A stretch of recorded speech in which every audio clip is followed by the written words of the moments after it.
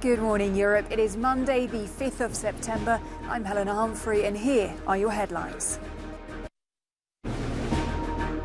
Countries unveil new energy plans as Russia's Gazprom announces the indefinite shutdown of a key pipeline, deepening Europe's energy crisis. As Boris Johnson bows out, the UK gets a new Prime Minister today. Liz Truss or Rishi Sunak will be named the next Conservative leader after months of turmoil for the government. And 8 suspects will go on trial over the 2016 terror attack in Nice, where 86 people were killed.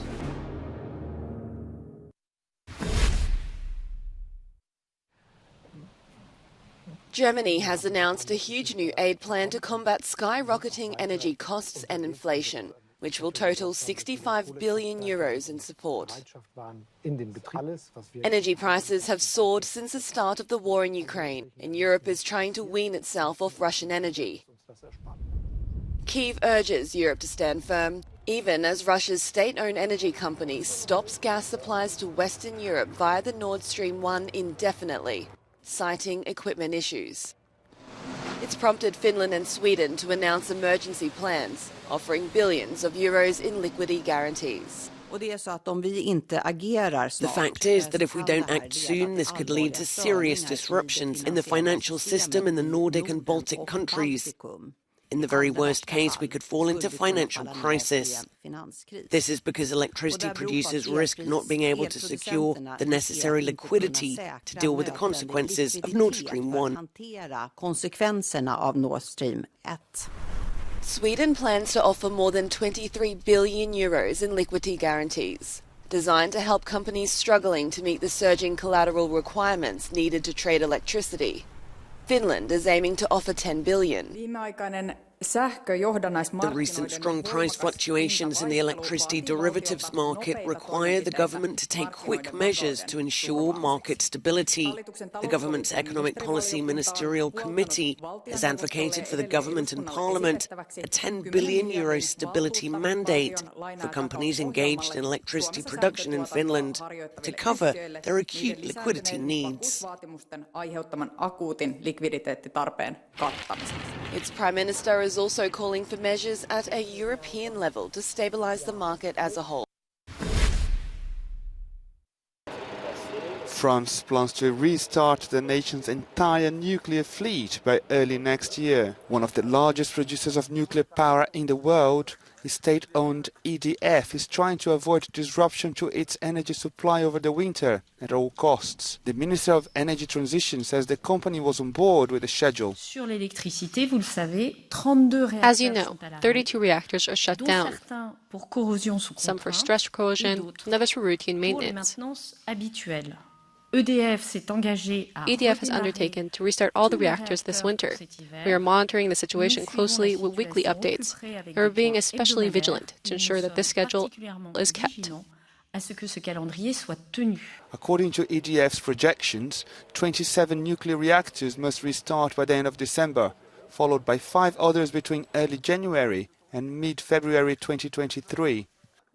However, many question the company's ability to do it, especially for the 12 reactors stopped for stress corrosion. Repairing them requires long and complex operations. The president of the Nuclear Safety Authority warned that problems could also be detected, leading to new closures. The Prime Minister Elizabeth Borne has urged EDF's management to find solutions quickly to avoid having to restart coal-fired plants this winter.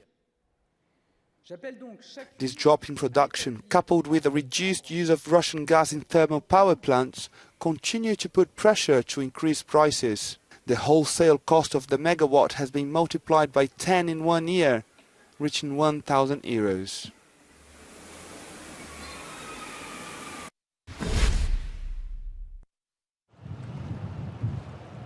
The first group of soldiers from Germany have arrived in Lithuania as part of NATO's plan to beef up its eastern flank.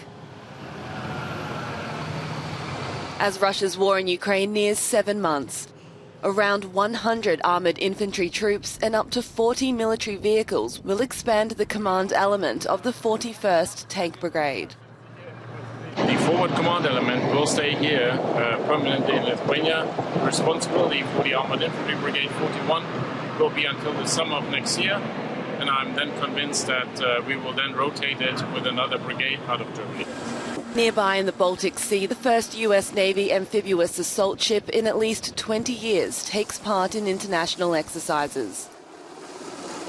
Its mission is to promote safety and security in the region. It's been training for months with Swedish and Finnish militaries alongside other US Navy ships.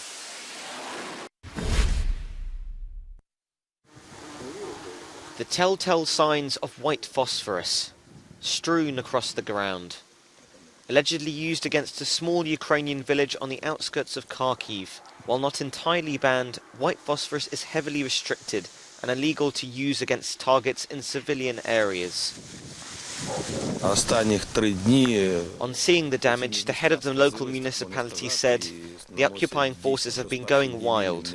The number of shells they have fired over 3 days on local towns, they haven't fired that much since the first days of the war.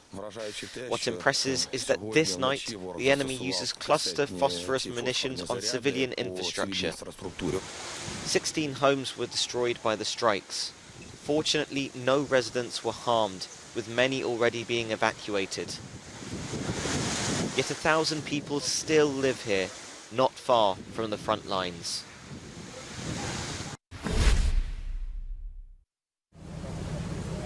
Canada is reeling after a stabbing rampage in Saskatchewan province that's left 10 people dead and 15 wounded. The attacks took place at multiple locations within an indigenous community, the James Smith Cree Nation, and in the village of Weldon. Police say they're searching for 2 suspects, Damien and Miles Sanderson, who are both in their 30s. The Saskatchewan Divisional Operations Communication. So we have 10 confirmed deceased individuals. We have 13 active crime scenes that we are investigating. So at some of those crime scenes, there may not have been a deceased individual. There could have been injured individuals who were not deceased. The priority right now is to locate them and make sure that we have them in custody so that we can ensure the public of their safety. This is one of the deadliest acts of violence Canada has ever seen. And according to police, the suspects remain armed and dangerous. Well, I am somebody in every job. For over a month, Liz Truss and Rishi Sunak have been crisscrossing the United Kingdom in the race to replace Boris Johnson as leader of the Conservative Party and therefore Prime Minister. Results will be announced at 12:30 local time. The Foreign Secretary Liz Truss is the frontrunner among her party's members. After voting closed, she pledged to act within a week to tackle soaring energy bills and rampant inflation. She'd also proposed a big package of tax cuts worth tens of billions of euros. How do you feel about taking over in these circumstances? Up against her is the former Treasury Chief Rishi Sunak. He's emphasised waiting until inflation falls before launching tax cuts and has talked up his record of public help to individuals and businesses during the coronavirus pandemic as a sign of sound economic management. After today's announcement, the winner will officially take the reins at 10 Downing Street tomorrow, inheriting a tricky economic situation.